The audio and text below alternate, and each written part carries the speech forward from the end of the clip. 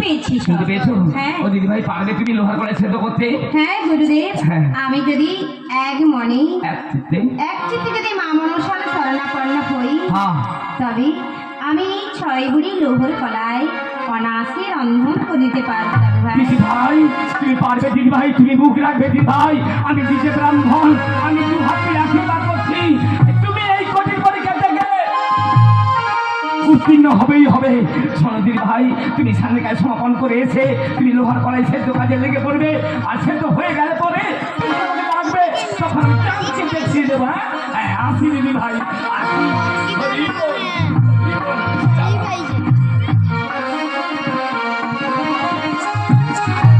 বেহুলা যৌবন গর্বে গর্বিত হয়ে স্নানের ঘাটে স্নান করতে যাচ্ছে।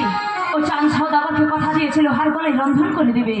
ও তো সত্যি, ও সত্যি লোহার কলাই রন্ধন করে দেবে। তবে তো ত্রিভুবনে আমার পূজার প্রচার হবে না। না না, আমার নেতোকে ডেকে জিজ্ঞাসা করি।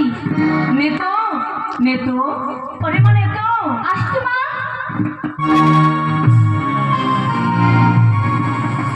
চরণে প্রণাম করছি মা।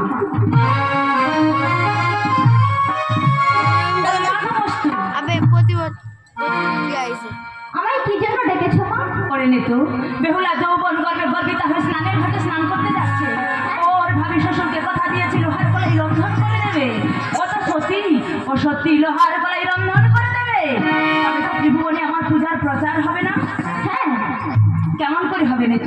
তবে বলছি শোনো মা, তুমি বৃদ্ধা ব্রাহ্মণের বেশ ধারণ করে ওই বেহুলা যখন স্নানের ঘাটে যাবে, তুমি ওই স্নানের ঘাটে বসে থাকবে। তারপর বেহুলা যখন ওই স্নানের জলে ঝাঁপ দেবে, ওর গোড়ালির জল তোমার গায়ে পড়ুক অথবা না পড়ুক, তুমি ওকে অভিশাপ দেবে। বাসর ঘরে ওর পতি মারা যাবে।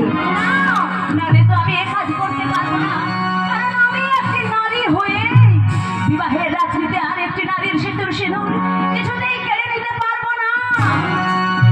কিন্তু এ আমি কি ভাবছি, আমি যদি ছলনার আশ্রয় না নিয়ে বেহুলাকে অভিশাপ না দিই, তাহলে তো চাঁদ সওদাগরের হাতে আমার পুজো হবে না। বেশ, তাই তোর কথা মতো আমি বেহুলাকে অভিশাপ দেব। ও যদি কান্নাকাটি করে, তুমি ওকে বলবে ওর সঙ্গে তোমার সুরপরে গিয়ে দেখা হবে। বেশ,